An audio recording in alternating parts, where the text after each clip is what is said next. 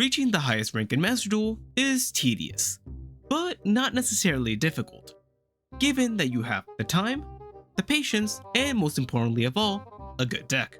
This is made a lot easier via the tools offered in-game, such as the crafting mechanic and the ability to buy gems. Thanks to these features alone, building any tier 1 deck is possible with a few clicks of a mouse. However, this doesn't apply to me.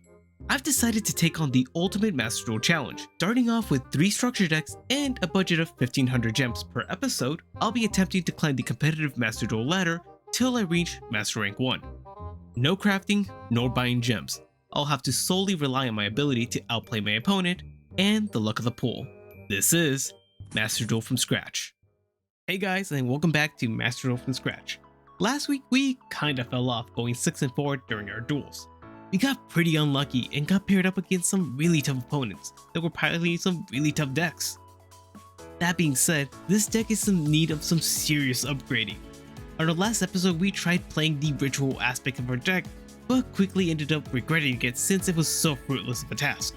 Hopefully today during our pack openings we're able to unlock some banging synchro packs that are able to add us a good engine or maybe some more powerful staples for our deck. That being said, why don't we just go into that shop and see how we can tune up this deck. Alright, here we are at the card shop again looking at the bundle packs. On our last episode we went ahead and opened the Ash Blossom pack and did pretty poorly.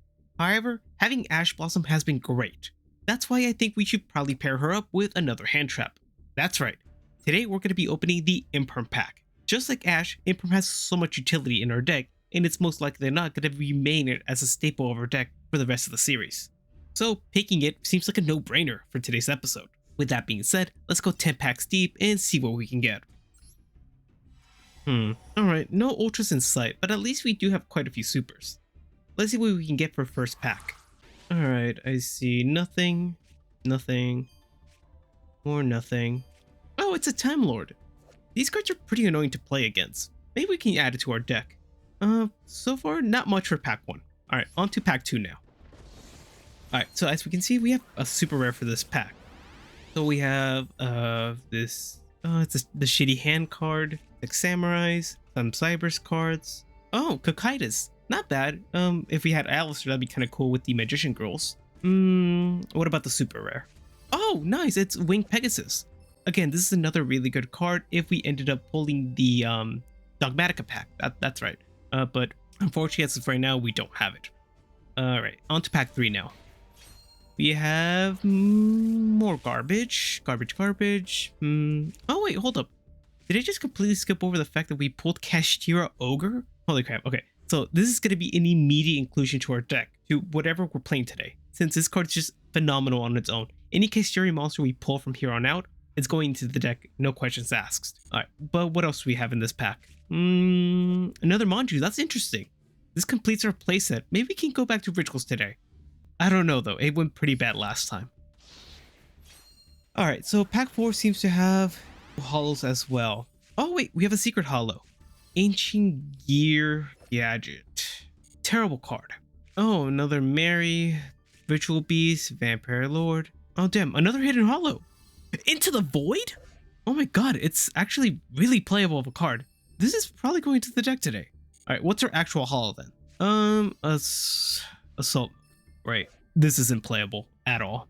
Okay, so far I'm not too bad. Into the Void and Kashtira Ogre alongside Manju. That's not bad at all. Pack 5. Ah damn, I opened all the packs at the same time again. Oh shit, let's see, what do we have here? Power of the Guardian. that was a dueling staple back in the day. However, the card I'm more interested in is Illusion of Magic. This is actually kind of crazy since we've been having a hard time finding Dark Magician in our opening hands. So this is gonna make it a lot easier. Okay, that's it for pack 5. On to pack 6 now.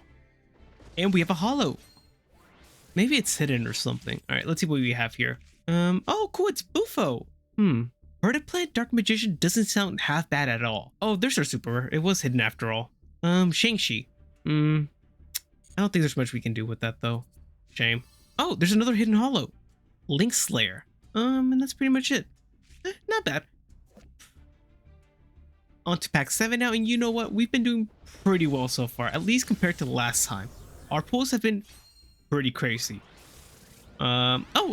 Speaking of, we have another holo, and it's Doodle Beast. Cute. Oh my god, another holo, and it's Thunder Fusion. Maybe. I think I know which sticker pack I'm going into today. Man, what an embarrassment of riches we're having today. Jeez. Grand Mole. Maybe. Maybe we play it. Who knows?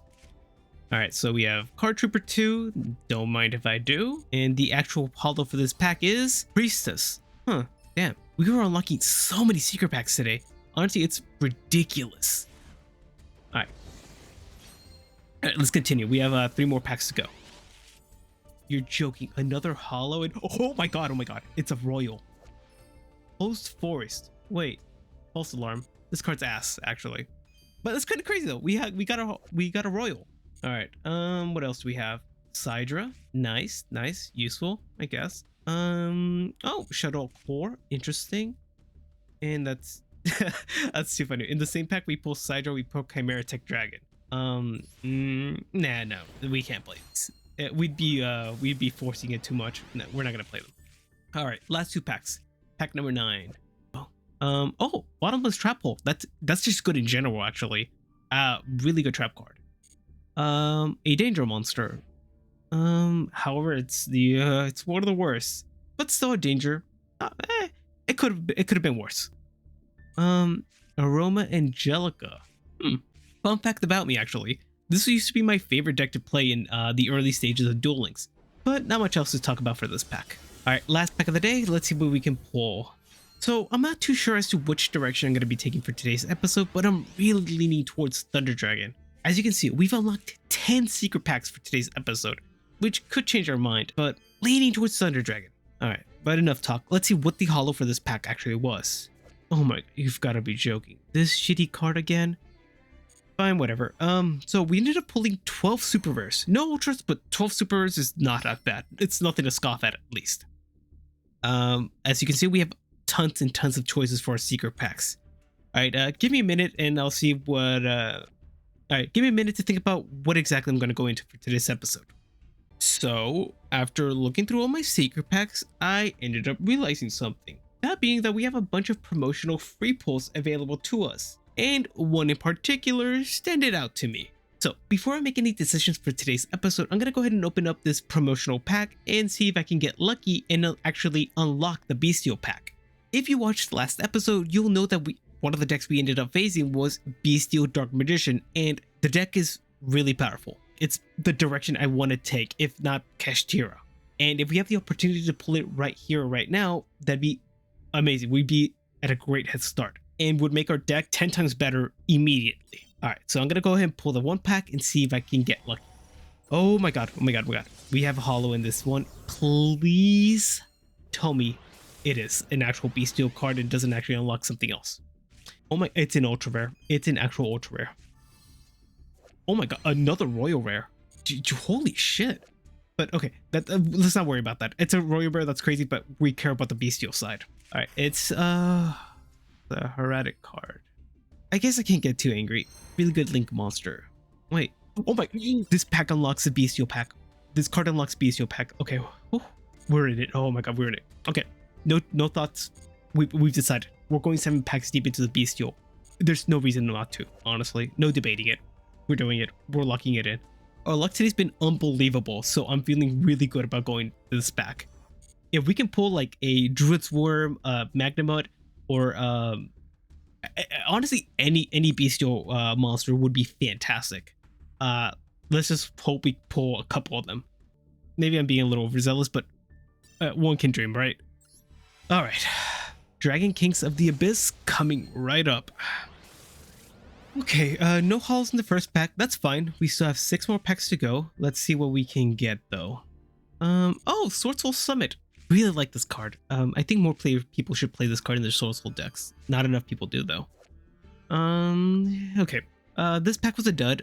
Next one up. Come on. Any holo does it. Any holo. Okay, pack 2. Damn, no holo again. Wait, I spoke too soon. There is an actual holo here. Let's see. Is it on the Bestial side though? Shit, it's not. Alright, whatever. Let's see what we can have here though. Damn, there's so many Heretic cards. These kind of suck to pull. We can't even splash them into our deck because they need vanilla dragons and not vanilla monsters in general. And it's whatever. But what's the holo? Grandmaster. Great. We were playing 6 samurais. Whatever. Pack 3. Oh man, there's another holo for this one. Okay. Is it on the bestial side though? Let's see. It is. Yes. All right. Let's see. Let's go through all this crap, and it's, what is this card? Branded Befallen. It's neat, but we need bestial cards to use it. Yeah, this is looking a little bleak, but I have hope. Pack 4. Let's we do better. Oh my god, there's an ultra rare in this pack. Dude, I'm telling you, our holo pack pull has been insane today. Okay, let's see. The holo's on the the correct side. It's on the bestial side. Okay, let's skip through all this crap. Okay, don't care about any of these cards. What's the holo? Bestial Pater? Bestial Disparte. I don't know how to say that. Fantastic card though. However, I want bestial main deck monsters, not extra deck monsters. But can't be mad at that pull. Alright, pack 5. Let's see what we have here. Whoa, what? 2 supers on the correct side. Alright, let's skip through all this crap. Another bestial branded Befallen. Oh, come on, man. An ultra rare erratic card? I don't want these. I mean, it's a main deck bestial card, but not one we can use nor summon. Bro, this has been our luckiest yet most unluckiest pulls I've ever experienced. It's honestly, it's beyond words. All right, let's finish up the pulls. Another super rare. But just watch. It's probably gonna be another unplayable erratic card. Why was I right? All right, last pack of the day. Please, please just give me like a Magna Hut or like a Druid's Worm. Just give me a bestial monster I can summon. We have another holo, but yet I feel dread. I feel like we're not going to pull what we want. Awesome, another erratic card. We should just skip over to erratics at this point. All right, now give me some time to deck build, and we'll discuss what we go into. So today's pack opening was kind of crazy. We went ahead and got like a ton of holos. And not only that, but we also ended up getting 2 royal rares, which is ridiculous. However, the quality of the holos that we ended up pulling wasn't fantastic, and we didn't get super lucky getting the bestial engine we wanted. So because of that, the deck didn't change all that much. For today's deck profile, you can see that I went ahead and doubled down on the ritual aspect of our deck that we tried out last episode. This time around, I feel a lot more comfortable with the addition of the third Manju and the addition of Illusion of Magic. I feel like the deck's going to be a lot more consistent and be able to do what I wanted it to do originally. But with that being said, let's go over the card by card for this deck profile. So starting off, we're playing the same standard Dark Magician stuff, that being Dark Magician, Magician Souls, Rod, Dark Magician Girl, and Illusion of Chaos. As I said, I went ahead and doubled down on the ritual aspect, so we have 3 Manjus, and we went ahead and kept the Magician of Chaos. I don't think playing 2 of them is necessary just because it's searchable like in a lot of different ways, so we're just going to stick with 1 for now. Not only that, but Manju also works in a way where not only can it search our Magician of Chaos as like a end goal for our strategy today, but it can also search out Illusion of Chaos, which is fantastic because we can get access to our Magician Souls. So that's pretty cool. New additions to the deck are going to be Neospatian Grand Mole alongside Kishira Ogre. So Grand Mole's here mostly just because the deck doesn't necessarily need its normal summon. Like, we're okay if we don't summon Manju or Rod. So it's like a nice little flex spot. If we want to out something our opponent has, we can just normal summon Grand Mole, bounce it back, and continue with our plays. So it's solid, at least for now. Of course, we still have Ash Blossom because why wouldn't we? As for Kishira Ogre, Kishira Ogre is just a really strong monster that can just special summon itself with no cost at all, and it's just like really annoying for our opponent to have to play around. So that's why. And that's all there is for the monsters, really standard. Now for the spell cards. So we're still playing a lot of our power 1-ups, those being like Regeki, Monster Reborn, Dark Magic Attack, Magical Ice Fusion. As for the new additions, we are playing Aya Tamai's instead of the Tamai's monster. I figured that Tamai's, the dragon card, is a bit cumbersome to play. We need a discard in order to special summon it, and then it allows us to perform fusion summon, but it's okay, it's whatever. This way around, if we end up drawing into Tamai's, we can just summon any of our fusions easily, so that's why it's here. We went ahead and put the Chaos form back into the deck just because since we're playing Manju, might as well search out this card. It works essentially like a Miracle Fusion whenever we have monsters in our grave, so that's pretty cool. And of course, Illusion Magic. This card's gonna make it a lot easier to see Dark Magician in our opening hands to make a lot of our plays live. So that's awesome. As for the other spells, we're still playing 2 Magician Salvations, 3 Circles, and 3 Soul Servants, alongside the Secrets of Dark Magic, as usual. And that's all the spell cards we're playing.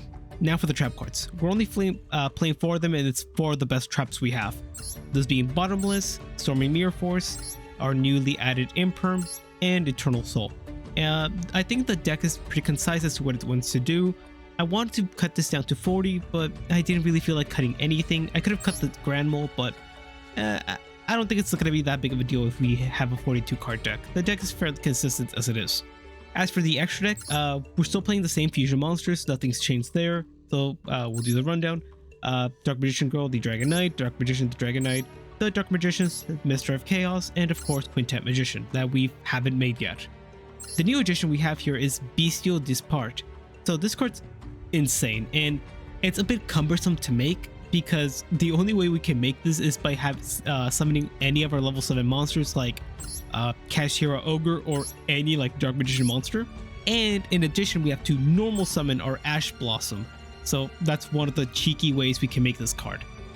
Is it going to come up often? Probably not, but nevertheless, it doesn't hurt to be able to have this in this extra deck in case it pops up. Not only that, but the card's just really powerful, and we don't really need the extra deck that badly. Like, we don't need to play multiples of every single fusion monster, so that's why I figured it's okay in the extra deck. And of course, we have essentially the same Link monsters. That's 2 Cross Sheep, 1 Decode Talker. We went ahead and added Traffic Coast instead of Link Spider because, you know, typical Yu-Gi-Oh player, I didn't read Link Spider, forgot to, and was under the assumption that it could special summon any vanilla monster, so it's like useless in our deck. So Traffic Coast is just here in case we want to clear our board, and that's it. And lastly, Rastaliger, and that's the deck profile. Like, it's again, we went ahead and doubled down on the ritual aspect, and hopefully, I mean, I feel pretty good about it. 3 Manju should help a ton alongside the illusion. So I don't know, I feel oddly optimistic for this week. So let's see how we do in the duels. Alright, see you there. Duel 1, I saw myself playing against Dragon Link. Unfortunately, I was forced to go second, which really sucked since my hand was looking pretty good. My opponent went ahead and did all their combos while I just sat there and watched with 0 interruptions in hand. By the end of their turn, they ended on a field of Bestial Dispart and Borderland Dragon. What this essentially translates to is a monster that once per turn can either destroy or negate a monster effect, and an indestructible, untargetable behemoth of a monster that once per turn can negate a monster effect and then summon a rocket monster at the same time from their graveyard. All things considered, for it being Dragon Link, it could have been a lot worse. On my turn, I do my best to try and bait out as many of my opponent's interruptions. I managed to summon Dark Magician while controlling Dark Magic Circle on my field, and tried to banish their Link monster.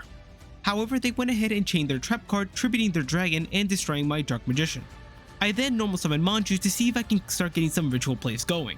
My opponent goes ahead and does nothing and lets me get my Magician of Chaos to hand. After this, a bunch of effects go off, and the ending result of it all ends up with me and my opponent having no monsters on field, while I still control 2 back rows. It's my opponent's turn again, and they use the effect of Starliege Safer in their graveyard to add back their Lubellium from their grave, which they then use to add a copy of Magna Hut from their deck to their hand. They then special summon it, and once they do that, I chain the effect of Eternal Soul to special summon Magician of Chaos from the graveyard, and that's game. Here's the opponent's deck in case you were curious as to what exactly they were playing. All things considered, Duel 1 was pretty good. It's Duel 2 now, and I get to go first. Unfortunately, while I was performing my plays, my opponent activates one copy of Ash Blossom, which is enough to completely derail me, and I end my turn, causing me to end my turn. My opponent then begins their turn with the activation of Foolish Burial, sending a copy of Tri-Brigade Nerval to the graveyard. And at this point, I was fairly sure it was completely boned. Thankfully, I had at least one form of interruption in hand with Emperor, but I wasn't too sure if it would be enough. They then go through all their Tri-Brigade combos and pass on a copy of Shurig, which I immediately negate to prevent them from banishing my Eternal Soul. It's my turn again, and I end up top decking one of the best cards in my deck, that being Magician Souls. I special summon Magician Souls and use the effect to draw 2 more cards. As I draw, I end up drawing into the card that I wanted to see, Dark Magical Circle. However, I do end up messing up my turn and missing the effect of Circle to go ahead and banish a card on their field. I do end up remedying this by searching out a copy of Master of Chaos and summoning it. After summoning it, I end up dealing a ton of damage to my opponent, and it's their turn again. They normal summon a copy of Kit, and I banish her immediately to prevent her from performing any more plays. And after that, it's pretty much GG's from there. Well, another well-fought duel, and against another very competent strategy. I've got a good feeling about this week, actually. And here's the opponent's deck, of course. Duel 3 begins with me losing the coin flip and going second. To my dismay, I noticed that my opponent was piloting Vanadium. Oh boy, this deck again. With no hand traps in sight, I brace myself for their turn. However, I'm then pleasantly surprised at the fact that they don't do all that much. They pass their turn on a copy of Berserker Atangi and a set mystery card. Noticing this, I realized I've actually got a good shot to win this duel and redeem myself from the last time I got humiliated by this deck. I begin the turn with the activation of Illusion, searching out a copy of Souls. I then activate Magician's Circle, but my opponent quickly counters with their set trap card. They negate the effect of Circle and destroy it. Annoyed but unfazed, I then use the effect of Souls, but I'm then quickly countered with the effect of Berserker that banishes Souls, preventing me from special summoning Dark Magician. Knowing that I need to continue, I then use the effect of Soul Servant to get access to Magician's Rod. But I am then quickly told to screw off by my opponent with the activation of DD Crow, banishing my Dark Magician, preventing me from drawing anything. At this point, I've got no more plays in hand and am forced to end my turn, pretty much accomplishing nothing. It's my opponent's turn again, and they make a copy of Baron. However, they then enter battle phase, making nothing else. They deal a ton of damage to me, however, I still have got a shot to try and win this duel. It's my turn again, and all I have to do is contest the Baron. I begin the turn by baiting out the effect of Baron with the Illusion of Chaos. I then normal summon Rod, search for Illusion Magic, and get 2 more copies of Dark Magician to my hand. I fuse those 2 Dark Magicians and make a copy of the Dark Magicians, and hope that it's enough. I then pass it on to my opponent. They wait 0 time and go ahead and use the effect of Baron to pop my Eternal Soul. I take advantage of this and chain the effect of Eternal Soul. What this accomplishes is a few things. 1, it helps me deck thin, however it also accomplishes to get me 3 monsters on my field. My opponent then proceeds to combo off a little bit and little by little completely dismantle my entire board, with minimal difficulty. And that's pretty much the end of the duel. Damn, in hindsight, I feel like I probably could have won this duel if I had made some smarter plays, and maybe was more careful with some of my moves, but no point crying about this. Maybe next time I can redeem myself against Vanadium. I can't seem to beat this deck. Alright, let's move on. We're now on Duel 4, and honestly there isn't much to say about this. Before I could even finish my turn, my opponent lost connection and I won by default. However, with this win, we did end up making it into gold, which was pretty exciting. Here's what my opponent was playing, and it looks like some Synchro Turbo deck, which I feel fairly confident in my ability that I could have beaten. So I don't feel too bad of winning in this cheap way. Alright, on to the next one. Duel 5 has to be one of the biggest shit shows of a duel I've ever had in my entire life playing this game. I begin the duel with a dreadful hand and activate a copy of Circle to see if I can get anything going. All I'm able to get access to is a copy of Illusion of Magic, and I am unable to do anything else but pass my turn. However, to my surprise, my opponent doesn't do all that much on their turn either, just T-setting and passing, and it's my turn again. Trying to find any form of play starter, I activate my other copy of Circle in hand. However, all I get is another Circle. Oh my god, this is ridiculous. However, as I'm getting another copy of Circle to hand, my opponent then reveals that they're playing Blue Eyes. Riveting, truly the matchup of the century. I'm then forced to pass my turn once again since I have nothing else to do, and pretty much dare my opponent to do anything. However, my opponent decides to just pass their turn once again. It's my turn again, and I use my final copy of Circle. And this pretty much gets me nothing that can get my place going. I genuinely don't know how I managed to assemble the worst possible hand imaginable. My only saving grace for this duel was the fact that I was facing Blue Eyes, or else I would have lost by turn 2. And of course, big shocker, my opponent did nothing once again on their turn. Alright, well, it's my turn once again, and I'm finally able to do something. I draw into a copy of Magician's Souls and perform some plays. However, I'm not able to muster up enough damage for game, and am forced to pass turn. And I'm sure you're in suspense, wondering what will my opponent do at this point, right? Well, they set a card and pass again. Embarrassed by the fact that this duel has gone on as long as it has, I normal summon a copy of Manju. It's GG's from there. Oh boy, that duel was pretty bleak. Anyway, here's what my opponent was playing, and honestly, it's not as bad as I was expecting. They actually have a barely playable deck. They probably were experiencing the same thing as I was. We were just bricking like crazy. All right, we're at the halfway point. Let's get these duels out of the way. Duel 6 has to be one of the funniest duels I've ever had, since all I do is special summon a copy of Cashier Ogre and my opponent immediately scoops. Honestly, can't say I blame them. I wouldn't want to have the displeasure of facing up against Cashier either. God, this deck is so toxic. But hey, honestly, pulling Cashier Ogre has made the whole packet opening experience all worth it. Oh well, on to the next one. We're now on Duel 7, and I saw myself face to face against the Lord of Virgins. Ah, I see, a worthy adversary finally.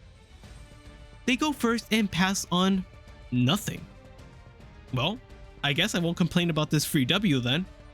I normal summon Manju, get a copy of Illusion of Chaos, and then add a copy of Souls to hand. I use the effect of Souls, special summoning it, and make a copy of Cross Sheep. I then perform a fusion summon and make the Dark Magicians. Somehow I completely botch my entire turn and end on a field of Decode Talker and the Dark Magicians. However, my opponent doesn't take a single life point of damage, since they use the effect of the Golden Sword Soul. I then end my turn. My opponent then begins their turn with the normal summon of Fallen of Albas, fusing away my Decode Talker and making a copy of Mirror Jade. That Mirror Jade then banishes my Dark Magicians, pretty much clear my entire field with a single normal summon.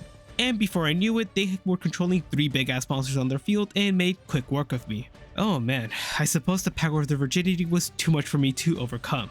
Anyway, here's their deck profile. So Duel 8 and Duel 9 are hardly worth covering, since both of them were really boring and I was up against really subpar decks. The first duel was against a hodgepodge of cards that pretty much did nothing, so I was never truly in danger of losing that one. And Duel 9, I was faced up against an Egyptian god deck that, well, played a lot of shitty vanilla monsters. Needless to say, I won both duels, and here are the deck profiles in case you were curious about either one of them.